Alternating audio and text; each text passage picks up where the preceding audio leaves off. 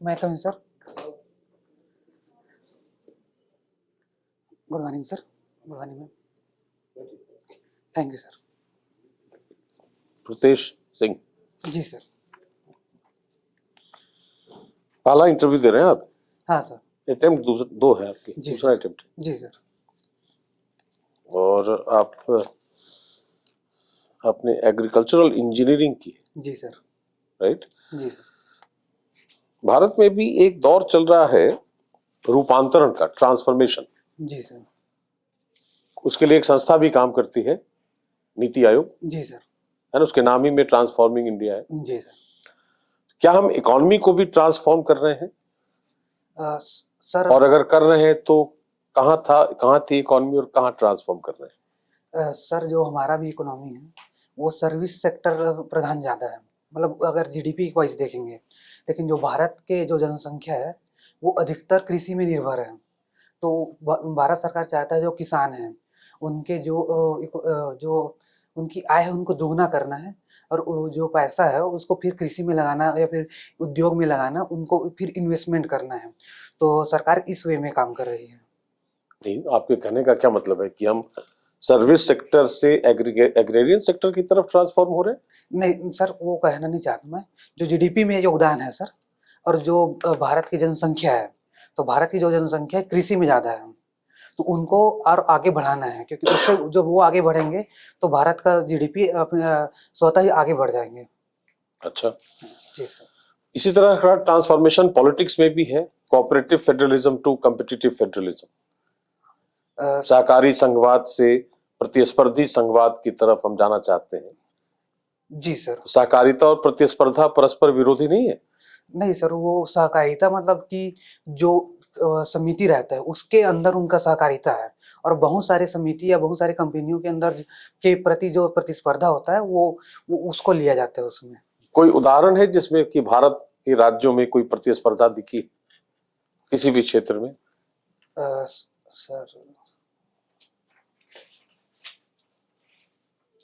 Sir investment देख सकते हैं अभी कि कुछ राज्यों में ज़्यादा इन्वेस्टमेंट आ रहे हैं, और कुछ राज्यों में उनके आंतरिक समस्याओं के कारण इन्वेस्टमेंट कम आता है, तो उसमें कंपटीशन देख सकते हैं सर। कौन से राज्य है वो? सर जैसे कि सर गुजरात और महाराष्ट्र में ज़्यादा आते हैं, और सर जैसे हमारे छत्तीसगढ़ ही है उसको ले सकते हैं, उसमें इन्वेस्टमेंट की कम होते हैं अभी।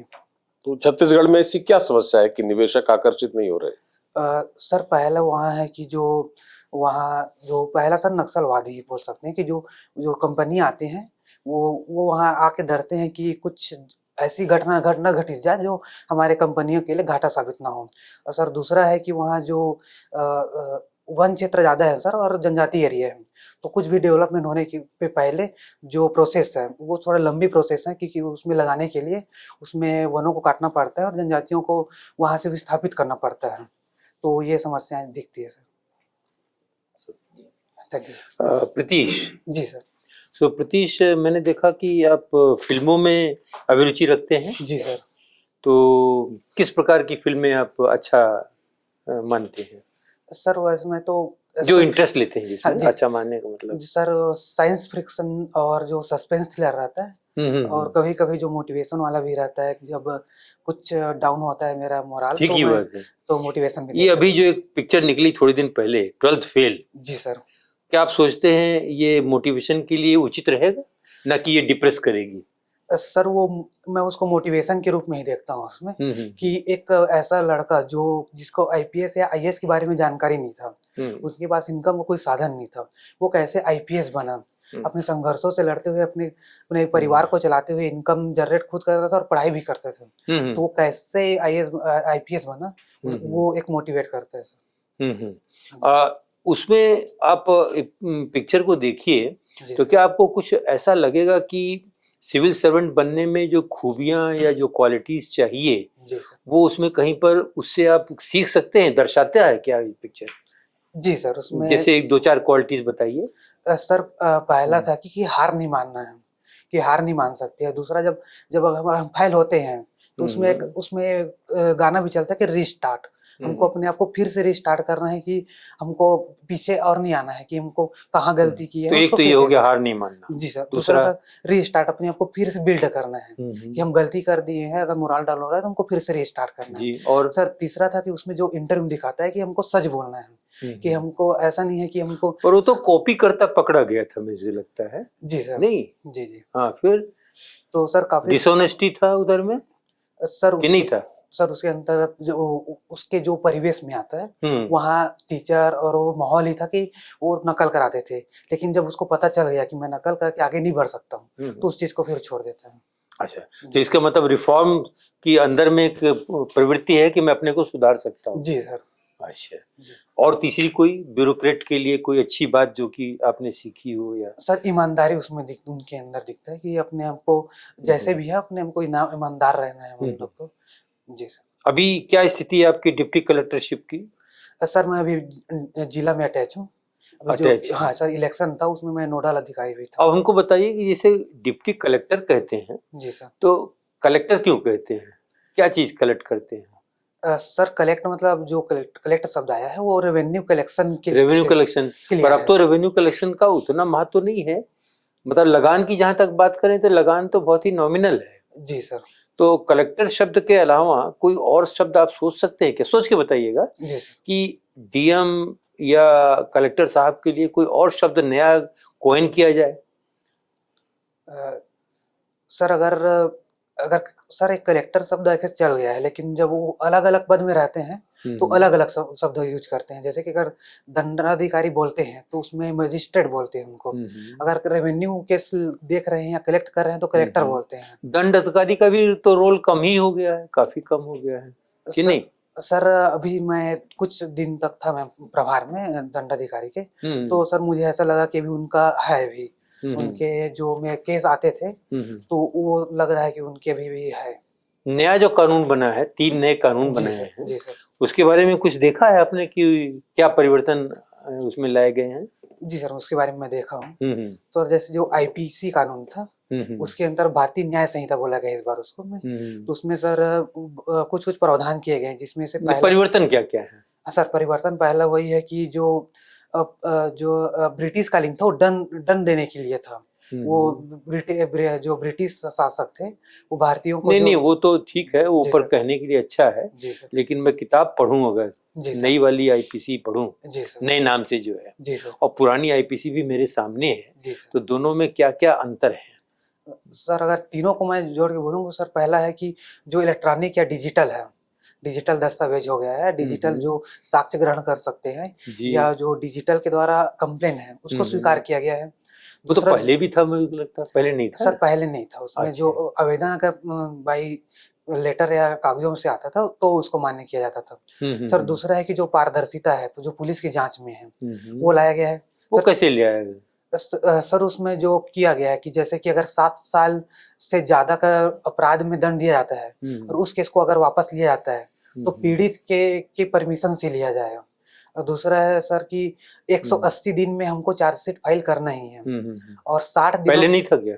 सर वो था लेकिन वो आगे बढ़ जाता था सर, उनको आसानी से आगे बढ़ाया। तो अब नहीं बढ़ेगा sir?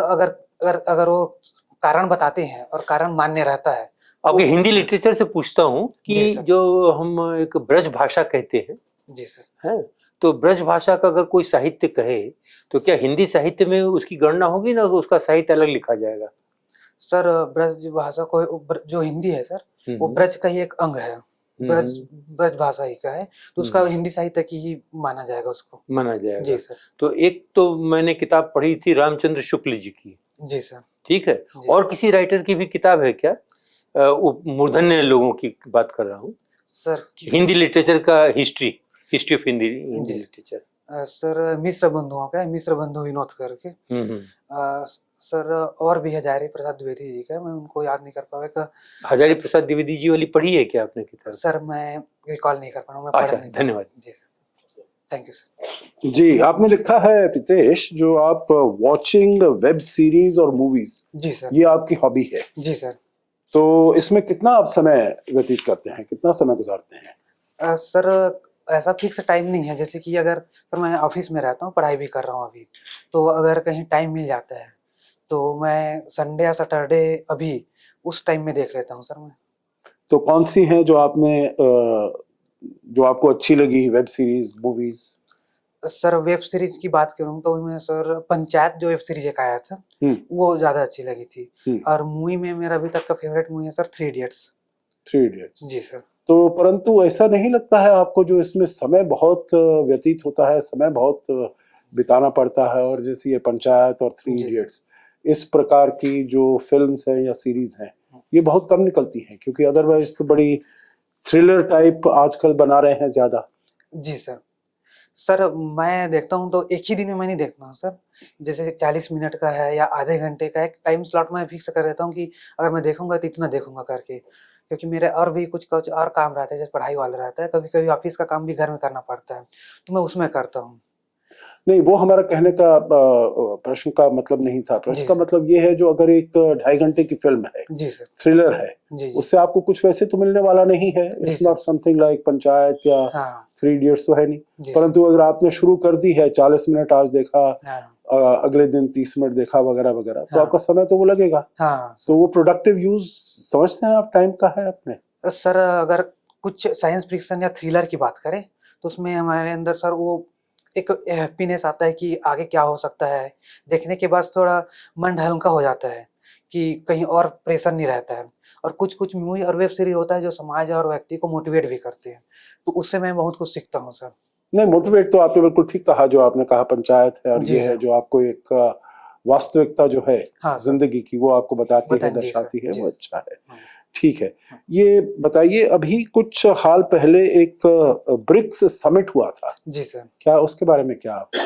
Sir BRICS summit sir South Africa में हुआ था इस बार। उसमें 5 नए देश को शामिल किया गया है। मतलब सर उसका विस्तार अब किए जाने के प्रयास किया जा रहा है, जिससे कि और भी देशों को जोड़ा जा सके उसमें, और अन्य देशों को जोड़ करके जो विश्व के जो समस्याएं हैं और जो देशों की समस्याएं हैं उसको आइडेंटिफाई करके उसको दूर करने का प्रयास किया जा रहा है उसमें। तो ये भारत के फायदे के लिए है, आप समझते हैं? सर कहीं ना कहीं ये फायदा भी करेगा, क्योंकि उन देश अगर वो देश अगर जुड़ते हैं तो वहां से हम, जैसे कुछ देश ऐसे हैं जिसमें जहाँ टेक्नोलॉजी आगे है सर, भारत के बाजार को एक नए नए वृहद बाजार के रूप में मिलेगा। भारत को अगर स्थायी यूएन में स्थायी सदस्यता है तो चाहिए, तो इन वो देश भारत को सपोर्ट कर सकते हैं, तो भारत के लिए फायदा ही है। परंतु वो ब्रिक्स में आए बिना भी सपोर्ट नहीं करेंगे? कौन से देश हैं जो आप बता रहे हैं? ये 5 देश थे या 6 देश थे? सर मैं एग्जैक्ट याद नहीं कर मेरे को, सॉरी सर अगर 6 हुआ तो मैं अभी रिकॉल नहीं कर पा रहा हूँ सर क्या कौन कौन से ब्रिक्स का ये शुरुआत कब हुई, कैसे हुई? सर ब्रिक्स जो है वो ब्रिक के नाम से पहले स्टार्ट हुआ था 2006 के आसपास।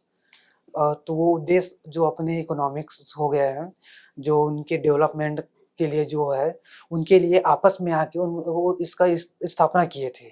फिर उसमें साउथ अफ्रीका भी जुड़ गया 2010-11 के आसपास। फिर और नए देश उसमें शामिल करने के प्रयास किए जा रहे हैं। उसका ऑब्जेक्टिव क्या था ब्रिक को शुरू करने का? सर जो सर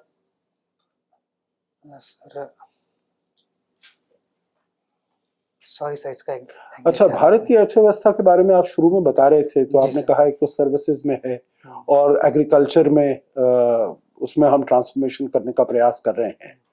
तो अगर ट्रांसफॉर्मेशन की बात है, जी सर। तो हम ऐसा प्रयास नहीं है जो, ठीक है उसमें तो जो उनकी आमदनी है, आय है, उसको डबल किया जाए, जी परंतु ऐसा प्रयास नहीं है जो मैन्युफैक्चरिंग को बढ़ाया जाए।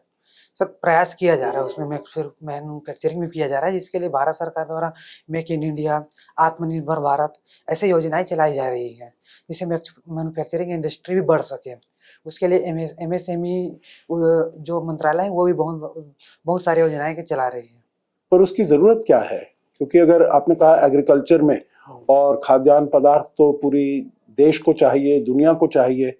अभी जब कोविड में पूरी दुनिया में कमी हो गई थी, तो भारत ने बहुत देशों को सप्लाई किए थे यहाँ से खाद्यान्न। तो हमारे यहाँ एग्रीकल्चर अच्छा बना रहे तो फिर मैन्युफैक्चरिंग में जाने की क्या जरूरत है?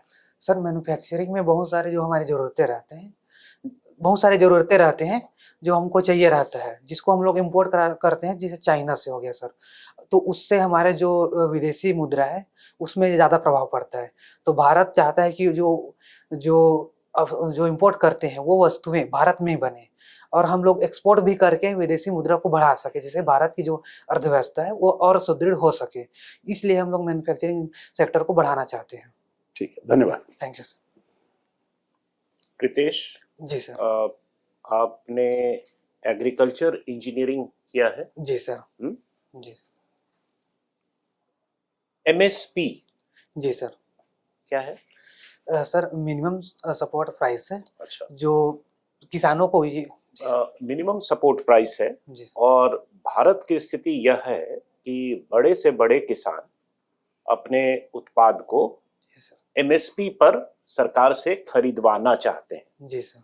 ये एग्रीकल्चरल इकोनॉमी की विफलता का प्रतीक है या सफलता का? सर इसको मैं सफलता के रूप में देखूंगा।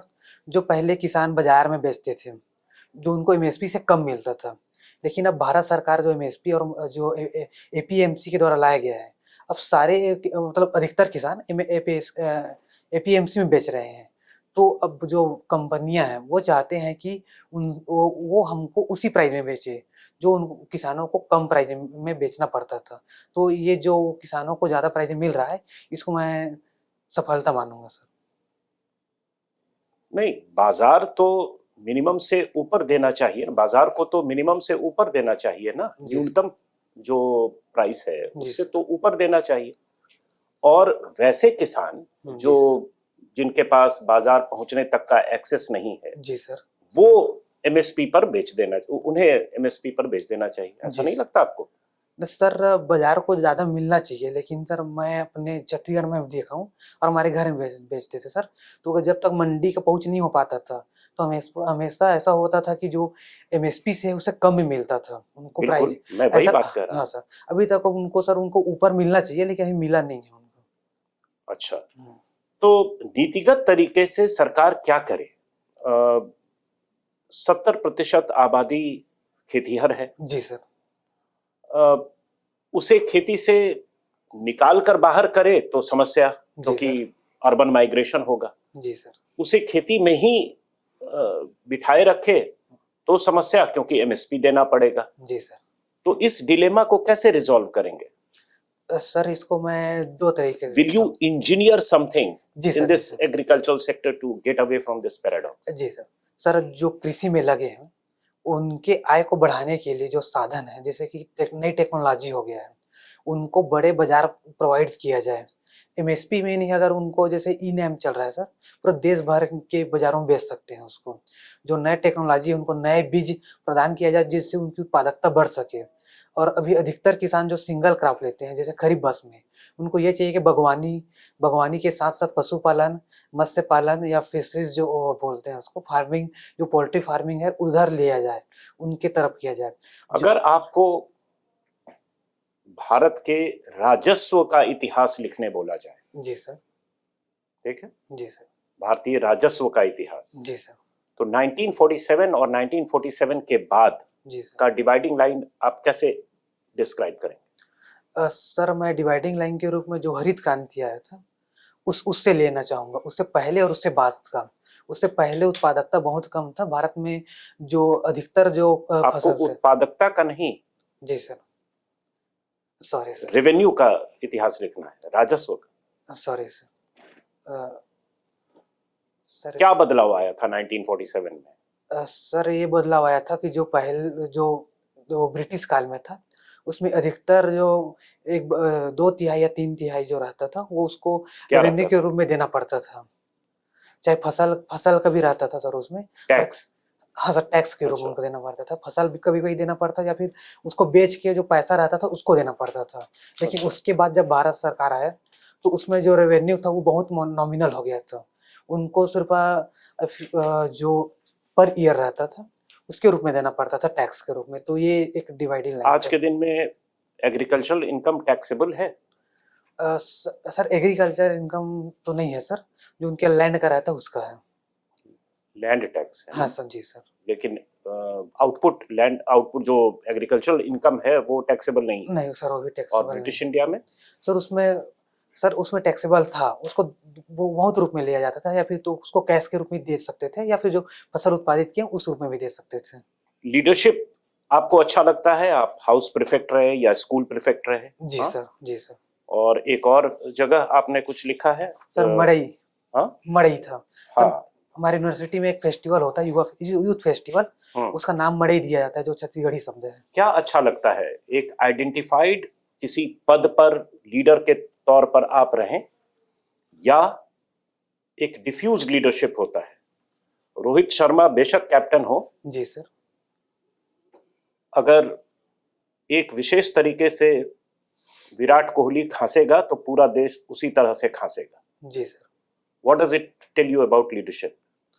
सर मैं लीडरशिप में रोहित शर्मा को ज्यादा पसंद करता हूँ। पद के साथ? नहीं, हाँ सर, पद के साथ कि अगर मतलब सर मैं लीडरशिप इस रूप में देखता हूँ कि हमारे लक्ष्य कितना पूरा हो रहा है। इस रूप में नहीं देखता हूँ कि मेरा इम्पैक्ट पूरा समाज में कितना पड़ रहा है, कि हमारे जो उद्देश्य है जो हम निर्धारित किए वो पूरा हो रहा है नहीं। अगर मेरे लीडरशिप होते हुए कितना पूरा हो सकता है, नहीं हो रहा है, तो मैं उसमें क्या सुधार करूँ कि उसको पूरा हो। मैं ये नहीं देखूंगा कि मैं आ गया हूँ तो मेरे कारण अब लक्ष्य के कोई मतलब नहीं रहना चाहिए। मैं तो हूँ लीडर होना वो चाहिए। है जो किसी लक्ष्य का या लक्ष्य की पूर्ति का माध्यम बने। जी सर, मेरे को लीडर वो नहीं है जिसका इम्पैक्ट हो। सर इम्पैक्ट कहीं कहीं प्रभाव पड़ता है, लेकिन इम्पैक्ट का प्रभाव नकारात्मक मत हो। इम्पैक्ट प्रभाव ऐसा हो कि उसको देख के बाकी सदस्य सीखें। महात्मा गांधी किस प्रकार के लीडर थे? इम्पैक्टफुल लीडर थे या पर्पसफुल लीडर थे? सर दोनों थे सर। वो उनका सेंस दोनों में था कि उनका पर्पसफुल था कि भारत को आज़ादी दिलाना, और उनका लक्ष्य उनका कंप्लीट हुआ। और इम्पैक्टफुल में ऐसा था कि अगर कहीं वो अगर बोल देते कि हम लोग रैली निकाल रहे हैं, तो एक ब्रिटिश शासन में जो उनका प्रशासन रहता था उनमें एक डर का माहौल हो जाता था कि कुछ भी हो सकता है इनके रैली से, कि एक ऐसा माहौल क्रिएट हो सकता है कि हम उसको संभाल ना सके। तो करिश्मा और पर्पस दोनों होना चाहिए। हाँ सर, दोनों हो सकते हैं। Thank you. Thank you sir. British आपने एग्रीकल्चर इंजीनियरिंग करी, जी सर। उसमें क्या किया, क्या सीखा? मैम हम लोग का जो बेसिक था कि जो कृषि होता है वो कृषि में मतलब कोई फसल लेने या पशुपालन करने, फिशरीज करने से ले करके उस फसल को मार्केट तक पहुंचाने तक का, उसको कंज्यूम करने तक का जितने भी टेक्नोलॉजी यूज होता है उसके बारे में हम लोग पढ़ते थे, उसके बारे में सीखे हैं। सीखा है, तो जी। बेसिकली आपने डिजिटल भी सीखा है इससे रिलेटेड, मैम एप्स वगैरह या मैम बनाना, या उस कुछ समय इस हमारे तरह जो का? था उसमें सैद्धांतिक ज्यादा था, कुछ कुछ प्रैक्टिकल था, उसमें डिजिटल का उतना इंक्लूजन नहीं हो पाया था जब मैं था। अभी जो नया सिलेबस बनाया है हमारी यूनिवर्सिटी उसमें कोशिश किए हैं कि उसको शामिल किया जाए। ओके, सो इससे रिलेटेड मैं ये पूछूंगी कि आप इसमें आपने इकोनॉमिक्स भी पढ़ी होगी? हाँ मैम, एग्री बिजनेस का एक सब्जेक्ट होता था वो पढ़े हैं।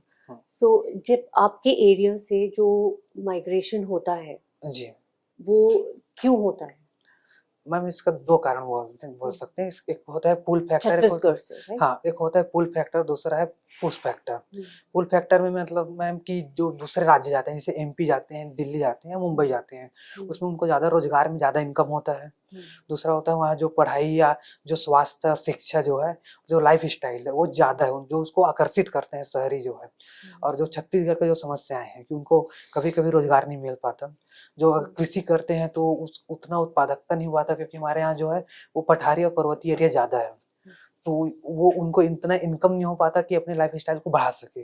तो जो जब बाहर जाके उनको जो दिखता है तो वो फैक्टर ज़्यादा मैटर करता तो है। आपको लगता है जो इंजीनियरिंग आप करते हो उससे रिवर्स माइग्रेशन में कोई कंट्रीब्यूट कर सकते हो? जी मैम, बिल्कुल किया जा सकता है। मैम उसमें जो कृषि में जो समस्याएं हैं, जो भी मैकेनाइजेशन कम है उसको बढ़ाया जा सकता है।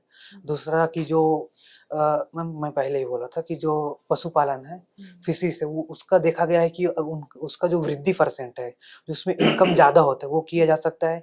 तीसरा जो हाइब्रिड बीज आते हैं और जो उर्वरक है उनका उपयोग करके उत्पादकता बढ़ाई जाएंगे तो उनका इनकम बढ़ेगा। तो वो आपको रुक लगता सकते है हैं। जो फैमिली ने अपना बच्चा बाहर भेज दिया है वो फैमिली का कोई इंसेंटिव रहेगा कि वो बच्चा वापस आ जाए?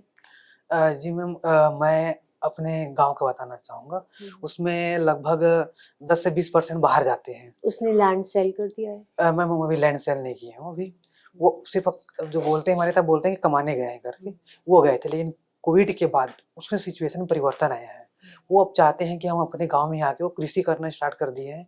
जो मनरेगा कार्यक्रम चलता है और हमारे यहाँ गोधन न्याय योजना चला है, जिसमें पशुपालन के जो काऊ डंक है तो उसको आप बेच के विटनेस बिक्री करते हो रिवर्स माइग्रेशन? जी करा है आपने? हाँ करें। हमारे यहाँ मैं जो भी देखा हूँ, और मैं जिला में था, एसडीएम था, उसमें भी देखा हूँ कि वो लोग वापस आ रहे हैं। ग्रीन रेवोल्यूशन के बारे में सुना है आपने? जी मैम। तो आप ये कह सकते हैं कि ग्रीन रेवोल्यूशन किस एक्सटेंट तक ग्रीन था? मैम ग्रीन रिवोल्यूशन ऐसा था कि जो फसल रहता है वो गिर रहता है, इस आधार पर उसका नाम दिया गया ग्रीन रिवोल्यूशन। लेकिन वो मैम उत्पादकता बढ़ाने, किसानों को मदद करने और भारत को खाद्यान्न में आत्मनिर्भर बनाने के लिए वो सही था। लेकिन वो उसका जो नकारात्मक था वो कुछ ही राज्यों में फैला था, इसलिए कुछ राज्य कृषि में बहुत आगे बढ़ गए हैं और कुछ बहुत पिछड़ चुके हैं। दूसरा उसका नकारात्मक इम्पैक्ट दिखता है कि पर्यावरण में उससे जो प्रदूषण हो रहा है, भूमि में जो विषाक्त फैलते जा रहा है, वो उसका नकारात्मक प्रभाव दिखता जा रहा है। इसलिए इसके सब्स्टिट्यूट के रूप में सदाबहार रिवॉल्यूशन के रूप में लिया जा रहा है, एवरग्रीन रिवॉल्यूशन के रूप में कर सकते हैं उसको। रिन्यूएबल एनर्जी कहाँ किस एक्सटेंट तक यूज कर सकते हैं as a technology in agriculture? Ma'am एक सौर उज्ज्वला योजना करके चलता है, जिसमें जो पंप रहते हैं उसमें सोलर पंप के द्वारा चलाते हैं। दूसरा मैम होता है कि IGKV में, मतलब जो यूनिवर्सिटी है, वहाँ बहुत सारे टेक्नोलॉजी है जो पंप के द्वारा चलते थे पहले जनरेटर के द्वारा, उसको कोशिश किया जा रहा है कि सोलर पैनल के द्वारा चले। मैम अब तीसरा है जो सौर पवन ऊर्जा है, उसका भी उपयोग कर सकते हैं एग्रीकल्चर में। और बायोफ्यूल्स? हाँ मैम उसको सॉरी, बायोफ्यूल्स जो कृषि से निकलते हैं, जैसे कि हम लोग जो अभी पराली बोलते हैं उसको हम लोग डिकम्पोज करके जैविक खाद बना सकते हैं और उसका एक ब्रिक्स के रूप में उसको साइज में कन्वर्ट करके। आपको लगता है कि आपका टेक्नोलॉजी जो आप बोल रहे हो वो वायबल है हरियाणा पराली का सोल्यूशन? हाँ मैम, और वो क्यों नहीं हो रहा है? मैम अभी किसानों तक अवेयरनेस नहीं हो पा रहा है और सरकार। अवेयरनेस की बात है कि फीजिबिलिटी की बात है? मैम दोनों हो सकते हैं इसमें। मैं जहाँ तक मैं समझ पा रहा हूँ कि मैं जहाँ तक किसानों को जानता हूँ कि उनके पास रहता है, लेकिन वो सोचते हैं कि हमको जो आसान मिल रहा है, जैसे उनको लिए जलाना ज़्यादा आसान है, जला देंगे छोड़ देंगे, तो वो उसको ज़्यादा अडॉप्ट करते हैं एज कम्पेयर टू जो टेक्नोलॉजी है, जो हैप्पी सीडर भी ले सकते हैं ना। हैप्पी सीडर भी है, उसमें सीधा हम लोग जो काट के उसके ऊपर सीड डाल के उसके ऊपर मल्चिंग के रूप में कर सकते हैं। मैम हैप्पी सीडर जो है उसका इनिशियल कास्ट कुछ ज़्यादा है और वो जो बड़े फील्ड रहता है उसी में यूज हो सकता है, छोटे जो मार्जिनल और छोटे किसान उसका उपयोग बहुत कम करते हैं। तो ये जो टर्म होता है स्मॉल इज ब्यूटीफुल, आप इस टर्म को बोलेंगे एग्रीकल्चर सेक्टर में फिट होता है? मैम इसका अगर दो रूप में दे सकते हैं कि अगर कहीं उसको पॉली हाउस या उसको जैविक कृषि या उसमें अगर अपन बागवानी करते हैं तो जो स्मॉल रहता है उसके लिए बेनिफिट है। लेकिन कुछ लैंड जैसे कंबाइन हो गया, हार्वेस्टर हो गया, उसकी यूज के लिए वो थोड़ा सा रिलायबल नहीं रहता है, तो उस रूप में उसको नहीं मानेंगे। Thank you.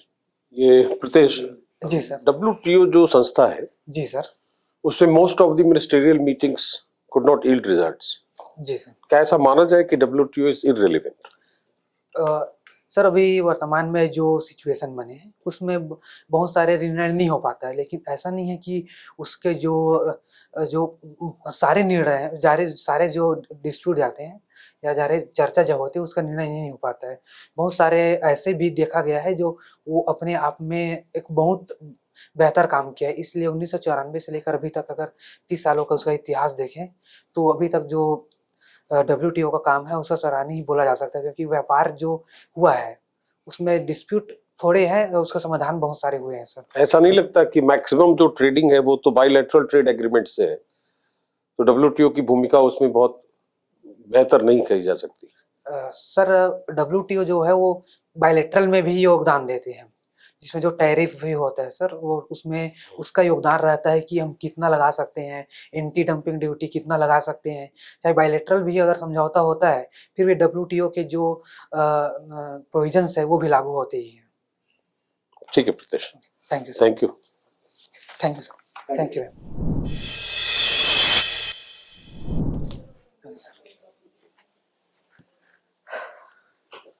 Thank you sir. Pritesh, कुछ बातें हैं जो ध्यान देने वाली है। जी सर। एक तो मैंने इसमें आपके लिए लिखा भी है, फर्स्ट बी श्योर कि क्या बोलना अच्छा है ना। पहले तो उसको जैसे टेक ऑफ ही बड़ा वेग एम्बिग्विटी वाला था, तो मैंने ट्रांसफॉर्मेशन से क्वेश्चन पूछा था। हाँ सर मैंने पॉइंट आउट किया आपको कि क्या हम सर्विस से एग्रेरियन इकोनॉमी की तरफ ट्रांसफॉर्म कर रहे हैं। जी ये मैं नहीं भी पूछ सकता था। I could have taken an impression कि you are trying to reverse this system. हाँ दूसरा कि जो सबसे मेजर इशू है मेक इन इंडिया और मैन्युफैक्चरिंग, हाँ उसको नेग्लेक्ट कर दिया गया था। तो टेक ऑफ पर ध्यान रखने की जरूरत है। जी, बी जी। श्योर कि पहले क्या बोलना है जी सर ना। दूसरा क्या है कि बिल्कुल अगर ग्राफ बनाए तो बिल्कुल स्ट्रेट लाइन आ रहा है, अच्छा फ्लैट, थोड़ा मॉड्यूलेशन चाहिए, जी सर है ना वो। ठीक है। और एक और चीज है जो ऑफेंडेड फील करा सकती है बोर्ड को, that you R G. Probably neglecting the board. जैसे मान लिया मेरे प्रश्न का उत्तर दे रहे हैं, you are not looking at other members. बीच बीच में थोड़ा सा जी आई कांटेक्ट होना चाहिए। सर कहीं और बताया गया था जो बहुत रहे उसी को देखना है करके, तो मैं ये भी तो दिक्कत है ना आज। नहीं, मैं बता देता हूँ। आप ऐसे देखिए, हाँ कंपेयर, जैसे मान लीजिए आपका घर का ड्राइंग रूम है, हाँ आपके 4 जो है सीनियर रिश्तेदार आते हैं, जी सर बुजुर्ग आते हैं, जी जी और सब लोग बैठ के कोई कन्वर्सेशन कर रहे हैं। जी सर उसमें किसी ने एक सवाल पूछा, जी जी उसके बाद जवाब देने के टाइम में क्या केवल उसी को देखते हैं? ऐसा नहीं है, हाँ आप एक जनरल कन्वर्सेशन करते हैं। हाँ वही सिनेरियो यहाँ पर भी, जी ठीक सर है मैं ना? इसको ध्यान में रखूंगा। ठीक है। Keep the entire board in mind. अगर बैक ऑफ द माइंड में है कि बोर्ड मेरे सामने बैठा है, तो उत्तर देने के समय में ऑटोमेटिक जाएगा, मैकेनिकल नहीं करना है। जी सर ठीक है ना? कुछ ऐसी चीज नहीं करनी है जो लगे कि माने किसी ने सिखला दिया है। हाँ। Should be natural. जी सर तो आदमी जब बात करता है तो सब तो ऐसा नहीं कि बार बार स्टर करना है फिर। जी, जी। ठीक है, एक नेचुरल कन्वर्सेशन तो होना चाहिए, जी सर है ना, उस तरह का। दूसरा क्या है कि कुछ आंसर्स में जैसे सर ने कहा कि थोड़ा सा सब्सटेंशिएशन उसको चाहिए फैक्ट से, जी ताकि वो थोड़ा रियलिस्टिक लगे, जी सर है ना। जैसे भी मेरे ख्याल से WTO वाले में भी थोड़ा सा क्रिटिकल एस्पेक्ट को भी एक्सेप्ट किया जा सकता है, इसमें क्या दिक्कत जी सर है ना। हम्म तो उसको मैं आगे ले जा सकता था, लेकिन कई बार ऐसा होता है कि नहीं, should be slightly more realistic. थोड़ा फैक्चुअल रहेगा तो सब्सटेंशिएट जी, हो जी, जाएगा, जी, आसानी सर। होगी, है ना। जी जी थोड़ा उस पर काम किया जा सकता है। जी सर बाकी ऐसे overall you are quite good. ठीक है। कब है इंटरव्यू? सर 30 जनवरी को है। अच्छा, तो फर्स्ट डे है मेरे ख्याल से। हाँ सर हिंदी मीडियम का फर्स्ट डे में हाँ हाँ। तो वो और क्या है, फर्स्ट हाफ में सेकंड हाफ में? सेकंड हाफ में सर। चलो ठीक है, फिर भी अभी टाइम है तुम्हारे पास, है ना। और सर एक क्वेश्चन था मेरा, मैं लो विजन से आता हूँ, तो इसके लिए क्या क्या कर PW कैटेगरी से। हाँ हाँ, हाँ, तो लो विजन है मेरा। लो विजन है। हाँ तो उससे कोई नहीं, समस्या उससे आ रही है आपको इस इंटरव्यू सिचुएशन में? सर वो मेरा इंटरनल टाइप है कि जैसे कि देखता हूँ ऐसे कभी ना, तो मेरा विजन जैसे आप इतना दूर बैठे, मेरे को ऐसा लगता है बहुत दूर बैठे हैं, अच्छा ऐसा ऐसा टाइप आता है थोड़ा सा। अच्छा, तो उससे उससे सर आपका वो थोड़ा परफॉर्मेंस देखने में कभी इम्पैक्ट हो रहा है? कभी कभी देखने में थोड़ा आंख इधर उधर हो जाता है। तो उससे परफॉर्मेंस इम्पैक्ट हो रहा है आपका? नहीं वही पूछा सर, आपको कुछ लगा क्या? नहीं है, नहीं, हम लोगों को तो नहीं लगा ऐसा ऐसा। कुछ नहीं है, ऐसा मालूम चला। हाँ। खाली आप जब इधर देखते हैं तो थोड़ा सा, जैसे इधर सर ने बोला, इधर उधर भी देख लीजिएगा, so you know this is, otherwise you are quite natural and normal. हाँ, कोई ऐसी बात नहीं है। सर वही आपको नहीं नहीं, ध्यान कुछ महसूस नहीं हुआ। जी सर। ध्यान बस देना है कि फ्लुएंसी को ओवर वैल्यू मत कीजिए कन्वर्सेशन में। हाँ you can even take a pause, think, attend to the demand of the question, जी सर। चाहे वो ट्रांसफॉर्मेशन वाला हो, चाहे रेवेन्यू हिस्ट्री वाला हो, चाहे WTO वाला हो। जी जी उसमें क्वेश्चन का थ्रस्ट कुछ और था। जी you started on a reverse trajectory all together. हाँ ठीक है, तो that can create, here we give you second chance हाँ, बाय जी। हेल्पिंग यू आउट, बाय जी। Explaining further. जी sir. The actual board might not end up doing that. जी sir. ठीक है, so you have to understand the thrust of the question right at the first go. जी sir. ये है, तो that is what greater level of attention can do to you. जी sir. ठीक है, ओके थैंक यू सर। चलो, all the all the best, well thank you done. Sir. Thank you sir.